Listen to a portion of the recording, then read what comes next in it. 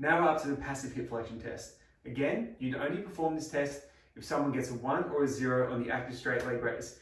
If you're working with an elite level athlete, you'd probably want them to get, and they got a 2, you'd probably want them to get this test well.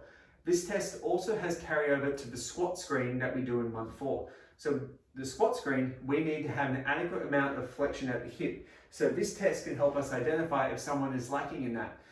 One thing to be aware of is if you test this for the active straight leg raise, you don't have to retest it if they come up with a poor squat screen. Once you've done the test, you've got the result, so you know what the joint issue is. So to perform this test, it's very similar to the passive hamstring range of motion. You get your hand, you place it under the lower back. Let's get your arch for me, buddy, thank you. At the L3 level, again, that's the apex of the lumbar curve. From here, the difference is you bend the knee. So what happens is you salute to Daenerys Targaryen as you bend the knee, but you take the hamstring range of motion out of it. And so from here, you grab, get the client to relax, and you push the hip back until you feel the lumbar spine flex.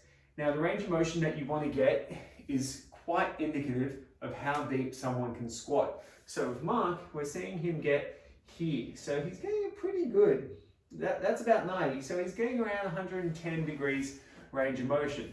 Ideal for a full proper ATG, like Olympic weightlifting, arm to grass squat, would be around 120. So this leg is about the same. So what this indicates is that Mark has the ability to squat well below parallel, but probably not deep enough for Olympic weightlifting. Now, if someone is in the general population, you're probably never going to do Olympic weightlifting in their programming.